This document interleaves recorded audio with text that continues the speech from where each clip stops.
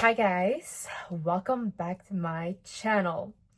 In this video, I will tell you guys how you can get cheated on, because I just got cheated on. As a lot of you guys have seen, my ex-husband slash fiance decided to send Snapchat messages to one of my fans. The girl said she was a fan of mine. She screenshot that with her other phone. She took a picture and she sent that to my friend.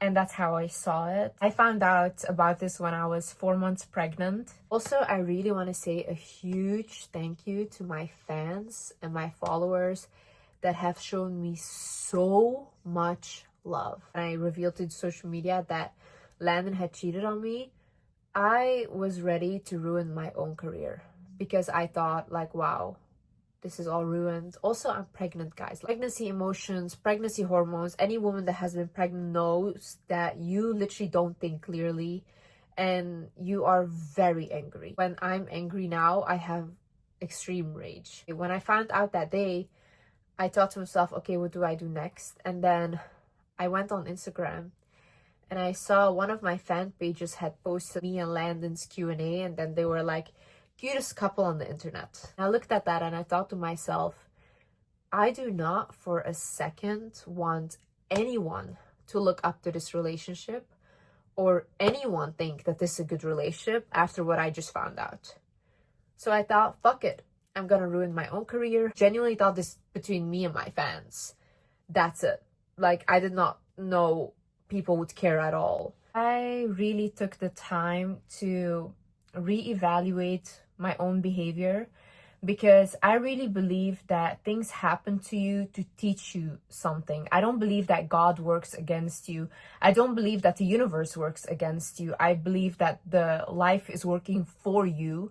And if you can see things that happen to you as a way to teach you things, I think that's how you evolve the most. Like, you take a situation that happens to you, whether it's good or bad, and you extract the wisdom from it, and then you apply that to your life.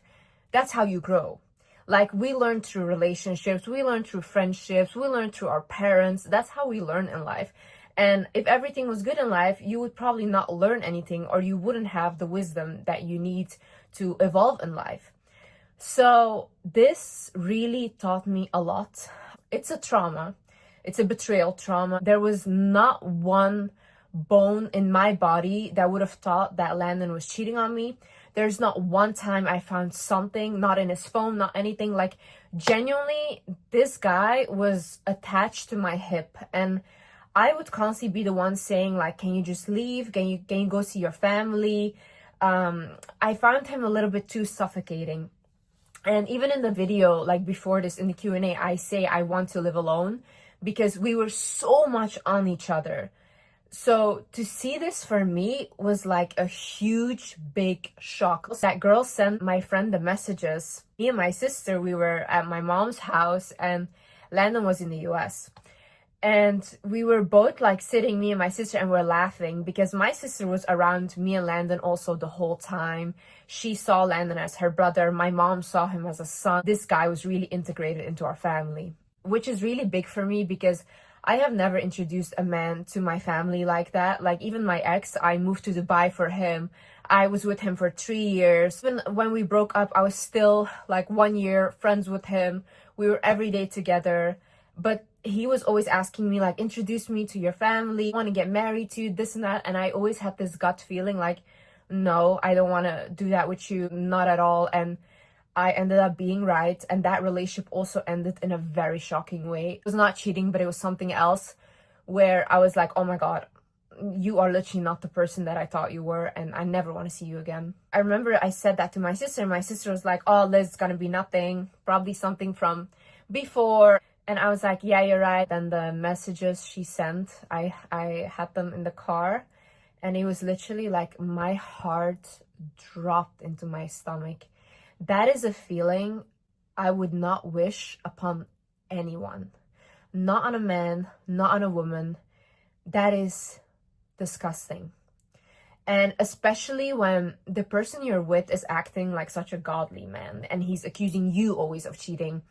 And he's making it seem out to be like you're the one that's not trustworthy. So basically the messages were like him trying to meet up with her. She said no.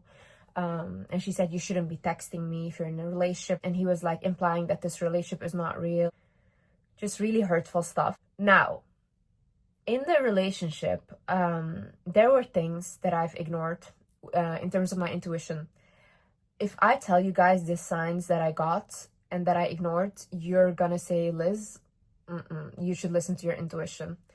And the reason why I didn't listen to my intuition really is because I remember with my ex, I posted a video on YouTube and I said, intuitively, I feel like I shouldn't be with this person. And I said that he keeps calling me every day. This guy called me 30 times a day, okay? He called me 30 times a day. He would stalk me wherever I would go. I was paranoid. Like, when a guy would come up to me on the street and ask for my number, I would literally start tweaking. That's how scared I was. And I realized this is not normal. Like, it's not that I was scared because he was abusive or something. It was just, I was scared because I felt like he might do something if someone asking me for something, or if a guy was like just talking to me, okay? I realized to myself, like, this relationship is not normal, like I need to end this. So I posted that on YouTube and I said I decided to end my relationship and explained it a little bit. And I said, like, even when I walk in the mall, I need to be constantly on the phone with him.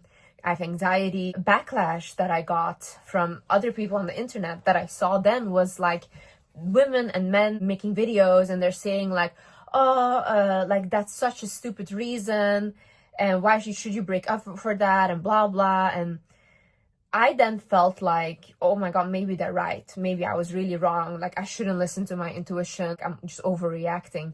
So then I continued being friends with him. I did not get back together, but we did continue being friends and I was every day with him, did not date anyone else. Then it ended in literally a way where I could have lost my life. And I sat, after all that with me and him happened, like I sat there, I was thinking like, oh my god, I wish I had listened to myself. I wish I had listened to my intuition. So when that happened with my ex, I booked a flight the next day to go home to my mom. I cried the whole night. I didn't sleep. I was in super shock. When I went home, then I was like coming back to my senses because I was like, what was I in for the past 4 years? What did I do? Like, I literally moved to a whole new country for him. I had no family there. I had no one there. Like, it was only him and he was like my whole life. But I was so depressed. It's so confusing when the abuse is not really, you can't see it. It's not like someone is cheating on you or it's not like someone is abusing you, but then there's a lot of mental abuse going on and then you blame yourself. Because then I think like, okay, but I'm very traumatized. So then probably I'm just sabotaging my relationship.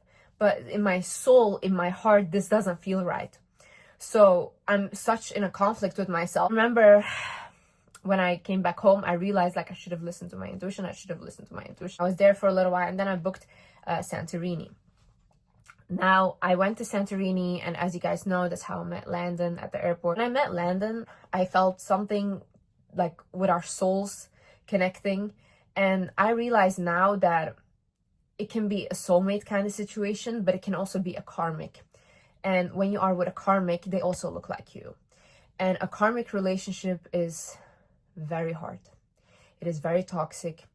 And you do learn a lot from a karmic situation. You grow a lot as a person. It almost like breaks you down as a person. And then you are completely different after that. When I invited him to Santorini, I obviously had that thing still happen with my ex. And I was kind of getting over that. But I was just like trying to put my mind on other things.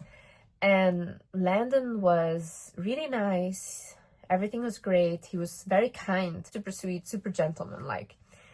But then there was a moment where we went out and there was a Asian guy that wanted to talk to me and get to know me, and he thought I was really cute. Going outside for a talk, and Landon did not like that at all. And then basically followed us outside and he got really like upset with me and he was like, why are you doing this? Don't talk to him. And these two guys almost got in a fight over me. And I then got a little bit of like, ooh, that was a red flag for me because I thought you're just like my ex, very controlling, very jealous. And I was like, I don't want to repeat this pattern again. And I think, look, when you are coming out of something that is super traumatic and a very traumatic relationship, you cannot really bounce quickly into something else because you haven't healed from that relationship yet. So often what happens is your cycle will get repeated. It won't get healed through another person. I'm very patient with people. But then when something shocking happens, I'm like, oh wow, this woke me up. Like imagine you have rose-colored glasses about everyone and you believe everyone and you think, oh, people don't have bad intentions, they're good, because you just think, why would someone hurt someone, or do these things?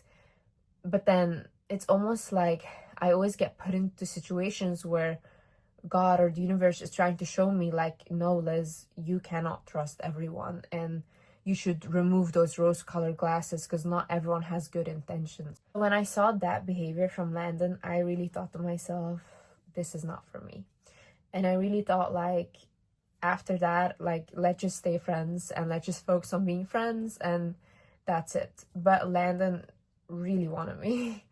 And I went back home with my friend and I was just going on with my life. And Landon kept messaging me, and I just wouldn't really respond anymore because I didn't want to give him any hope. Or he would message my friend and she also wouldn't really reply.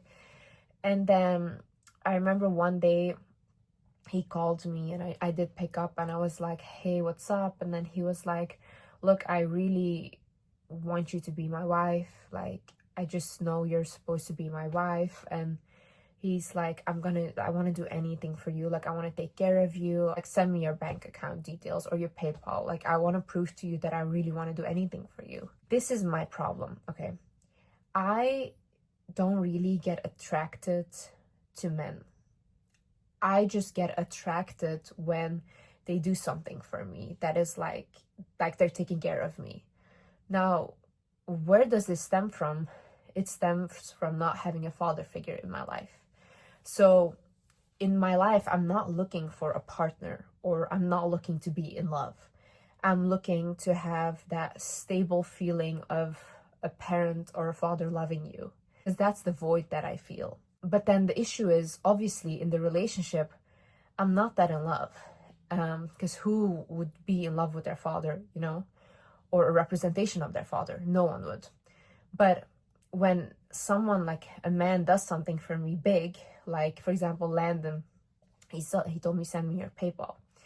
So I was like, okay, let me do it. Let's see what he does. And then he sent me $10,000. And then I thought, wow, like, he's literally sending me $10,000 so I would reply to his messages. And then I thought, wow, like, maybe I should give him a chance because look how, like, what he's doing, like a big thing to do, you know what I mean?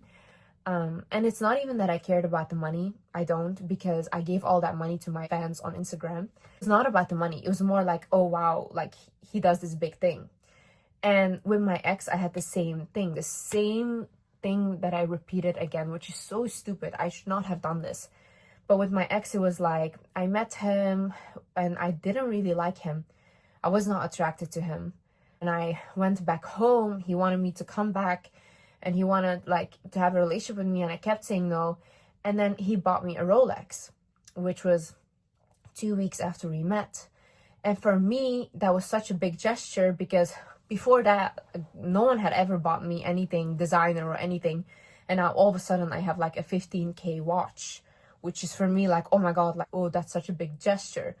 So then I did give him a chance. But then still in the relationship, I don't think I was ever really in love. I saw him as my best friend, sure. Even when I was growing up, I was not in love with young people or something. I had a crush on Dr. Phil. I had a crush on Simon Cowell.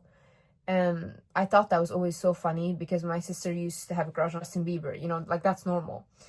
But it's actually not funny. I think that's my first mistake I made. Like, I didn't go in to the relationship with the right intentions. I ignored my intuition from the beginning, where I thought, wait a second, it's not normal how controlling he is over me. And I felt that intuitively I shouldn't be with him. I should have stopped there.